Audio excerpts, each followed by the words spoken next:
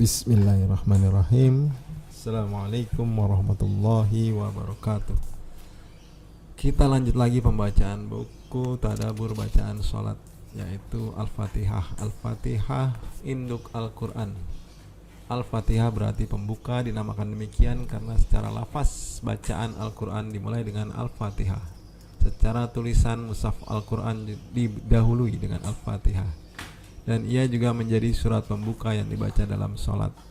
Surat ini begitu istimewa karena ia menjadi satu-satunya surat yang wajib dibaca di setiap rakaat dalam sholat. Kekhususan ini tidak berlaku bagi surat yang lainnya. Bahkan kedudukan surat ini dalam sholat tidak bisa digantikan. Ia menjadi surat yang paling agung dalam Al-Quran. Barang siapa yang sholat tanpa membaca Al-Fatihah, maka sholatnya tidak sah karena Al-Fatihah termasuk sahnya sholat, syarat sahnya sholat.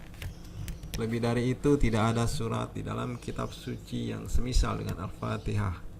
Rasulullah SAW pernah bersabda, "Demi zat yang jiwaku berada di tangannya, tidak ada surat yang diturunkan dalam Taurat, Injil, Zabur, dan Al-Furqan yang semisal dengannya. Ialah surat yang berisi 7 ayat yang dibaca berulang-ulang dan Al-Quranul Azim yang diberikan kepadaku." Kandungan surat Al-Fatihah. Surat Al-Fatihah memiliki kandungan makna yang luar biasa. Di antaranya adalah surat Al-Fatihah berisi 3 macam tauhid. Surat Al-Fatihah mengandung 3 macam tauhid, yaitu tauhid rububiyah, tauhid uluhiyah, dan tauhid asma wa sifat. Makna tauhid rububiyah adalah mengimani bahwa hanya Allah Subhanahu wa taala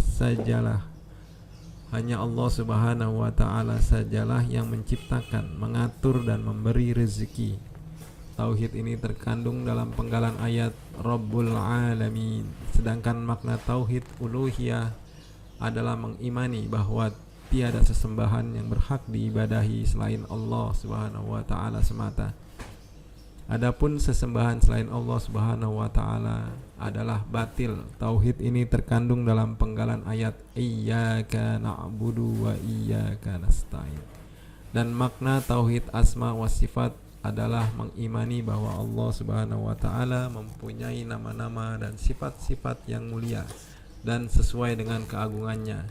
Yang ini terkandung dalam ayat Ar-Rahmanir Rahim. Surat Al-Fatihah berisi 3 pilar ibadah. Al-Fatihah adalah bangunan kokoh yang menggambarkan kehambaan. Pengabdian itu berdiri di atas 3 pilar ibadah, yaitu rasa cinta, hub, harap, roja, dan takut, khauf. Rasa cinta dihimpun oleh kalimat Alhamdulillahi Rabbil Alamin. Rasa harap ditunjukkan oleh kalimat Ar-Rahmanir Rahim. Dan rasa takut disebut dalam kalimat Maliki Yaumiddin. Ibadah kepada Allah Subhanahu wa taala harus ditopang dengan 3 macam amalan hati ini, yaitu rasa cinta, takut, dan harap. Beribadah kepada Allah Subhanahu wa taala tanpa rasa cinta seperti badan tanpa ruh. Beribadah kepada Allah Subhanahu wa taala tanpa rasa harap akan melahirkan keputusasaan terhadap rahmat Allah Subhanahu wa taala. Dan beribadah kepada Allah Subhanahu wa taala tanpa rasa takut akan menyebabkan merasa aman dari hukuman Allah Subhanahu wa taala. Padahal putus asa dari rahmat Allah Subhanahu wa taala dan merasa aman dari hukuman Allah termasuk dosa-dosa besar. Inilah 3 landasan dalam beribadah kepada Allah. Mukmin muwahhid adalah yang beribadah dengan ketiga-tiganya, rasa cinta, takut, dan harap. Ibadah harus didasari dengan ilmu. Ibadah kepada Allah Subhanahu wa taala pun tidak akan diterima kecuali apabila dilandasi dengan keimanan, keikhlasan, dan mengikuti tuntunan Rasulullah sallallahu alaihi wasallam. Oleh karenanya di dalam surat Al-Fatihah kita memohon hidayah petunjuk kepada Allah yang di dalamnya terhadap hidayah ilmu dan hidayah amal. Inilah jalan orang yang diberi nikmat Allah dari kalangan para nabi, siddiqin, syuhada, dan sholihin. Adapun jalan orang yang dimurkai, al-maghdub alaihim, adalah jalan orang yang berilmu namun tidak mengamalkan ilmunya, sebagaimana orang-orang Yahudi yang dimurkai Allah Subhanahu wa taala. Adapun jalan orang yang sesat ad-dhalin adalah jalan orang yang beramal tanpa bekal ilmu, sebagaimana orang-orang Nasrani, kaum yang dimurkai menyimpang karena niat yang rusak, sedangkan kaum yang sesat menyimpang karena pemahaman yang rusak. Oleh sebab itulah para ulama menyatakan bahwa kelurusan niat dan benarnya pemahaman adalah satu-satu nikmat terbesar yang dikaruniakan Allah Subhanahu wa taala kepada hamba-hambanya. Inilah permohonan yang setiap hari kita minta dalam salat-salat kita. Ihdinas siratal mustaqim. Tunjukilah kami jalan yang lurus. Seandainya aku memiliki lebih, ketika Hamad, putra dari Imam bin Abu Hanifah, menguasai surat Al-Fatihah dengan baik, Abu Hanifah memberi uang sebesar 500 dirham kepada guru putranya tersebut. Padahal pada saat itu harga satu kambing adalah 1 dirham. Sang guru pun menganggap pemberian ini terlalu banyak karena ia hanya mengajarkan surat Al-Fatihah saja. Abu Hanifah rahimahullah kemudian menjawab, "Janganlah kamu menganggap remeh perihal apa yang telah engkau ajarkan kepada putraku. Seandainya kami memiliki dirham yang lebih banyak dari yang kami berikan, niscaya kami akan memberikannya kepadamu demi menghormati Al-Quran." Inilah Al-Fatihah yang kandungan maknanya sangat luas dan dalam. Mudah-mudahan kita bisa lebih menghayati surat yang berisi 7 ayat ini, menghayati makna tiap ayatnya. Setelah membaca doa istiftah yang berisi permintaan agar kita dijauhkan, dibersihkan, dan disucikan dari dosa-dosa, dan membaca isti'adzah yang berisi permohonan perlindungan kepada Allah Subhanahu wa taala agar dijauhkan dari godaan setan, maka bacalah induk Al-Quran, 7 ayat yang diulang-ulang, dan surat teragung yang mengandung seluruh ilmu Al-Quran, yaitu surat Al-Fatihah. Ketika membaca Al-Fatihah, sudah seyogyanya kita membaca dengan pelan-pelan dan penuh penghayatan, karena pada tiap-tiap ayatnya Allah Subhanahu wa ta'ala memberikan jawaban yang menenteramkan. Ialah surat yang berisi separuh bagian untuk hamba dan separuh bagian untuk Allah Subhanahu wa ta'ala. Di dalam sebuah hadis qudsi, Allah Subhanahu wa ta'ala berfirman, "Aku membagi surat Al-Fatihah antara aku dengan hambaku menjadi 2 bagian, dan hambaku akan mendapatkan apa yang ia pinta jika ia mengucapkan Alhamdulillahi Rabbil Alamin." Maka Allah berfirman, "Hamidani abdi, hambaku telah memujiku." Jika ia mengatakan Ar-Rahmanir Rahim, maka Allah berfirman, "Athna alayya abdi, hambaku telah menyanjungku." Jika ia membaca Maliki Yaumiddin, Allah berfirman, "Majjadani abdi, hambaku telah pasrah kepadaku." Jika ia membaca Iyyaka na'budu wa iyyaka nasta'in, Allah berfirman, "Ini adalah bagian untukku dan bagian untuk hambaku, dan hambaku akan mendapatkan apa yang ia minta."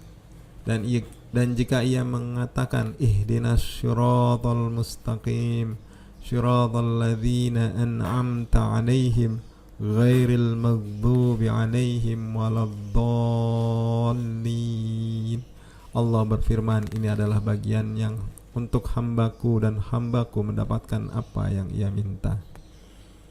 Sekali lagi, setiap kali membaca ayat demi ayat surat Al-Fatihah, berhentilah sejenak dan rasakanlah kebahagiaan atas setiap jawaban yang Allah berikan. Ketika misalnya membaca Alhamdulillahi Rabbil Alamin, berhentilah sejenak dan rasakanlah nikmatnya sebuah jawaban dari Allah, "Hambaku telah memujiku." Begitu pula ketika membaca Ar-Rahmanir Rahim, Maliki Yaumiddin, Iyyaka na'budu wa iyyaka nasta'in, Ihdinas syiratal mustaqim, syiratal ladzina an'amta 'alaihim ghairil maghdubi 'alaihim waladdallin. Amin.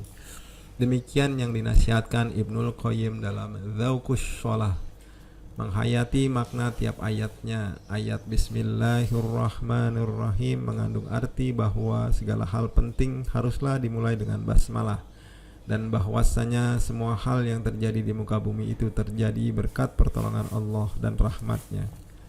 Ayat Alhamdulillahirabbil alamin mengandung makna pengakuan seorang hamba atas pujian yang sempurna kepada Allah Subhanahu wa taala. Karena Allah Subhanahu wa taala adalah sumber segala kebajikan. Pujian ini bersifat kontinu, bukan pujian yang dibuat-buat apalagi dipaksakan. Ayat Ar-Rahmanir Rahim menunjukkan bahwa Allah Maha Pengasih dan Penyayang. Kasih dan sayangnya meliputi semua makhluknya, binatang, jin, manusia. Kasih dan sayangnya mengalahkan marah dan murkanya. Penyebutan ayat ini setelah lafaz Rabbul Alamin pada ayat sebelumnya dimaksudkan untuk memunculkan sikap bahwa Allah sekalipun memiliki kesombongan, kekuasaan, dan keperkasaan, tetapi Allah juga memiliki rasa kasih dan sayang untuk semua makhluknya. Dan juga manusia, baik kafir maupun mukmin. Rasa kasih dan sayang Allah Subhanahu wa taala akan semakin tampak pada hari kiamat kelak. Sungguh pada hari itu Allah menunjukkan keadilan dan kebijaksanaannya yang sempurna. Ayat Maliki Yaumiddin menegaskan adanya hari kebangkitan dan Allah adalah penguasa dan raja pada hari itu. Hari ketika Allah memberikan balasan terhadap amal-amal hambanya. Kebaikan dibalas dengan kebaikan, keburukan diganjar dengan keburukan. Sebuah balasan yang setimpal. Ayat Iyyaka na'budu wa iyyaka nasta'in yang menggunakan dhamir khitab, kata ganti kedua hanya kepadamu, mengisyaratkan dialog kedekatan hamba dengan Rabb-Nya.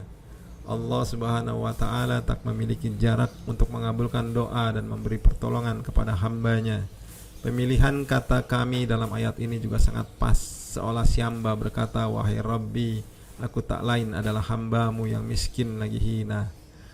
Tak pantas bagiku menghadap seorang diri di hadapan cahaya kemuliaanmu. Untuk itu aku memilih berbaris dan bersujud bersama orang-orang yang juga beribadah kepadamu dan memohon kepadamu. Ayat Ihdinas syiratal mustaqim syiratal ladzina an'amta alaihim ghairil maghdubi alaihim waladdallin adalah penegaskan bahwa hidayah itu ada di tangan Allah. Hati semua manusia berada di jari-jarinya yang bisa dibolak-balik sesuai kehendaknya. Pada ayat ini kita meminta agar diberi petunjuk kepada jalan orang-orang yang diberi nikmat, yaitu jalannya para nabi, siddiqin, syuhada, dan sholihin, dan dijaga dari sifat orang-orang yang dimurkai dan tersesat, yaitu Yahudi dan Nasrani. Mereka dimurkai dan tersesat karena berilmu tanpa beramal dan beramal tanpa berlandaskan ilmu. Sungguh permohonan agar selamat dari keduanya minimal 17 kali dalam sehari membuktikan betapa rawannya kita bila serupa dengan mereka. Mari tak henti kita menghayati Ummul Kitab yang hanya berisi 7 ayat tetapi maknanya tekan pernah habis-habis dikupas ini. Demikian sampai di sini dulu. Lalu kita akan lanjut ke Bismillahirrahmanirrahim dan penjelasannya di pembacaan berikutnya. Assalamualaikum warahmatullahi wabarakatuh.